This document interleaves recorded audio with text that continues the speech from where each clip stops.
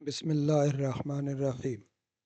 سیرت النبی صلی اللہ علیہ وآلہ وسلم۔ قسط نمبر 5۔ ملک شام کا ایک یہودی ایس مکہ سے کچھ فاصلے پر رہتا تھا۔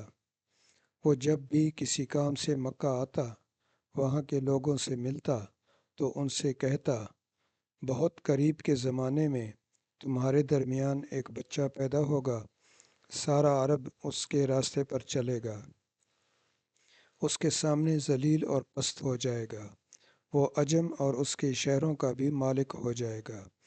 یہی اس کا زمانہ ہے جو اس کی نبوت کے زمانے کو پائے گا اور اس کی پیروی کرے گا، وہ اپنے مقصد میں کامیاب ہوگا۔ جس خیر اور بھلائی کی وہ امید کرتا ہے وہ اس کو حاصل ہوگی، اور جو شخص اس کی نبوت کا زمانہ پائے گا مگر اس کی مخالفت کرے گا، وہ اپنے مقصد اور آرزوؤں میں ناکام ہوگا۔ مکہ معظمہ میں جو بھی بچہ پیدا ہوتا، وہ یہودی اس بچے کے بارے میں تحقیق کرتا اور کہتا، ابھی وہ بچہ پیدا نہیں ہوا۔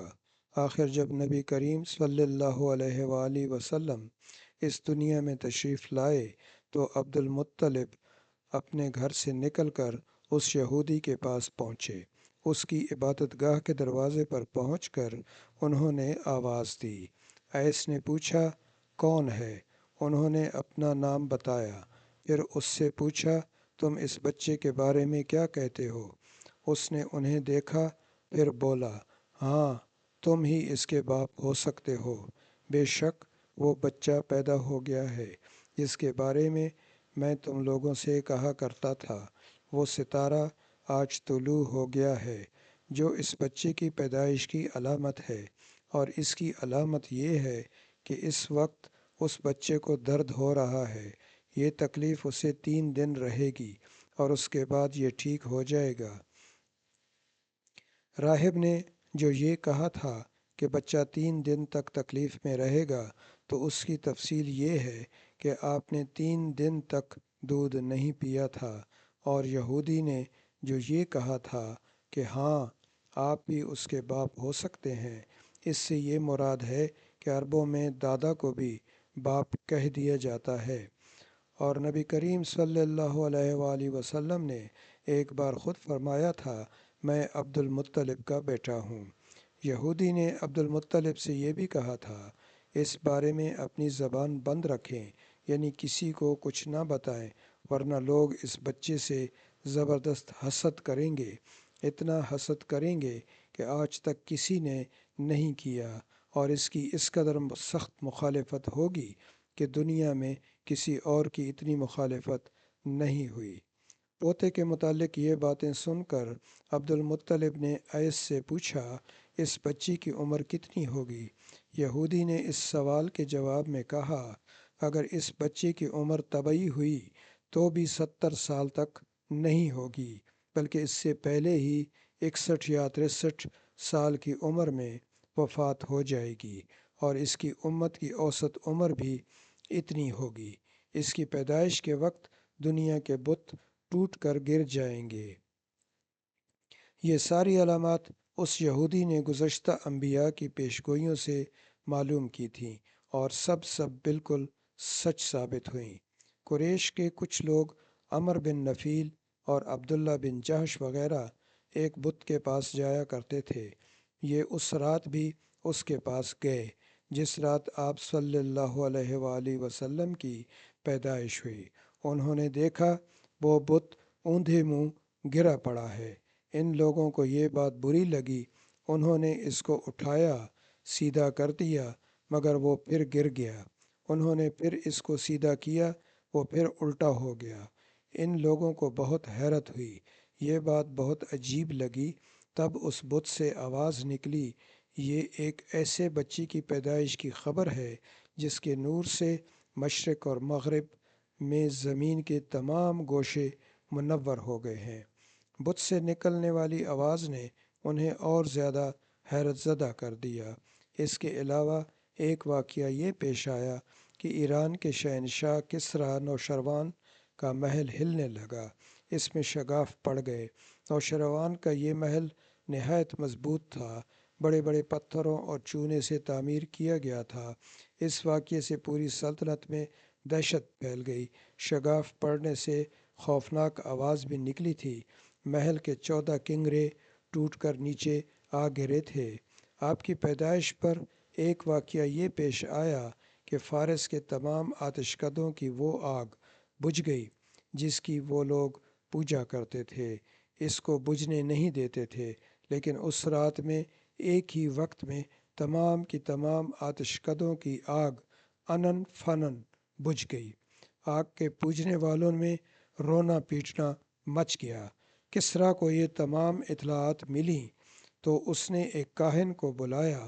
اس نے اپنے محل میں شگاف پڑنے اور آتش کدوں کی آگ بجھنے کے واقعات اسے سنا کر پوچھا، آخر ایسا کیوں ہو رہا ہے؟ کاہن خود تو جواب نہ دے سکا، تاہم اس نے کہا، ان سوالات کے جوابات میرا ماموں دے سکتا ہے، اس کا نام سطیح ہے۔ نوشروان نے کہا، ٹھیک ہے، تم جا کر ان سوالات کے جوابات لاؤ۔ وہ گیا، سطیح سے ملا، اسے یہ واقعات سنائے۔ اس نے سن کر کہا، ایک عصا والے نبی ظاہر ہوں گے جو عرب اور شام پر چھا جائیں گے، اور جو کچھ ہونے والا ہے ہو کر رہے گا۔ اس نے یہ جواب کسریٰ کو بتایا۔ اس وقت تک کسریٰ نے دوسرے کاہنوں سے بھی معلومات حاصل کر لی تھیں۔ چنانچہ یہ سن کر اس نے کہا، تب پھر ابھی وہ وقت آنے میں دیر ہے، یعنی ان کا غلبہ میرے بعد ہوگا۔ پیدائش کے 7ویں دن عبد المطلب نے آپ کا عقیقہ کیا اور نام محمد رکھا۔ عربوں میں اس سے پہلے یہ نام کسی کا نہیں رکھا گیا تھا۔ قریش کو یہ نام عجیب لگا، چنانچہ کچھ لوگوں نے عبد المطلب سے کہا، اے عبد المطلب، کیا وجہ ہے کہ تم نے اس بچے کا نام اس کے باپ دادا کے نام پر نہیں رکھا بلکہ محمد رکھا ہے، اور یہ نام نہ تمہارے باپ دادا میں سے کسی کا ہے نہ تمہاری قوم میں سے کسی کا ہے؟ عبد المطلب نے انہیں جواب دیا، میری تمنا ہے کہ آسمانوں میں اللہ تعالیٰ اس بچے کی تعریف فرمائے اور زمین پر لوگ اس کی تعریف کریں۔ محمد کے معنی ہے جس کی بہت زیادہ تعریف کی جائے۔ اسی طرح والدہ کی طرف سے آپ کا نام احمد رکھا گیا۔ احمد نام بھی اس سے پہلے کسی کا نہیں رکھا گیا تھا۔ مطلب یہ کہ ان دونوں ناموں کی اللہ تعالیٰ نے حفاظت کی اور کوئی بھی یہ نام نہ رکھ سکا۔ احمد کا مطلب ہے سب سے زیادہ تعریف کرنے والا۔ علامہ سہیلی نے لکھا ہے، آپ احمد پہلے ہیں اور محمد بعد میں، یعنی آپ کی تعریف دوسروں نے بعد میں کی۔ اس سے پہلے آپ کی شان یہ ہے کہ آپ اللہ تعالیٰ کی وہ سب سے زیادہ حمد و ثنا کرنے والے ہیں۔ پرانی کتابوں میں آپ کا نام احمد ذکر کیا گیا ہے۔ اپنی والدہ کے بعد آپ نے سب سے پہلے صوبیہ کا دودھ پیا۔ صوبیہ نبی کریم صلی اللہ علیہ وآلہ وسلم کے چچا ابو لہب کی باندی تھی۔ ان کو ابو لہب نے آپ صلی اللہ علیہ وسلم کی پیدائش کی خوشی میں آزاد کر دیا تھا۔ صوبیہ نے آپ صلی اللہ علیہ وآلہ وسلم کو چند دن تک دودھ پلایا۔ انہی دنوں صوبیہ کے ہاں اپنا بیٹا پیدا ہوا تھا۔ آپ کی والدہ نے آپ کو صرف 9 دن تک دودھ پلایا۔ ان کے بعد صوبیہ نے پلایا، پھر دودھ پلانے کی باری حضرت حلیمہ سعدیہ رضی اللہ تعالیٰ عنہا کی آئی۔ حضرت حلیمہ سعدیہ رضی اللہ تعالیٰ عنہا اپنی بستی سے روانہ ہوئیں۔ ان کے ساتھ ان کا دودھ پیتا بچہ اور شوہر بھی تھے۔ حضرت حلیمہ سعدیہ رضی اللہ تعالیٰ عنہا دوسری عورتوں کے بعد مکہ میں داخل ہوئی۔ ان کا خچر بہت کمزور اور مریل تھا۔ ان کے ساتھ ان کی کمزور اور بوڑھی اونٹنی تھی، وہ بہت آہستہ آہستہ چلتی تھی۔ ان کی وجہ سے حلیمہ رضی اللہ تعالیٰ عنہا قافلے سے بہت پیچھے رہ جاتی تھی۔ اس وقت بھی ایسا ہی ہوا، وہ سب سے آخر میں مکہ میں داخل ہوئیں۔ یہ سلسلہ ابھی جاری ہے۔ اس کتاب کا نام سیرت النبی صلی اللہ علیہ وسلم قدم بہ قدم ہے۔ اور اس کے مصنف عبداللہ فرانی رحمۃ اللہ علیہ ہیں۔ یہ اشتیاق احمد رحمۃ اللہ علیہ کا قلبی نام تھا۔ برائے مہربانی چینل کو سبسکرائب کر دیں۔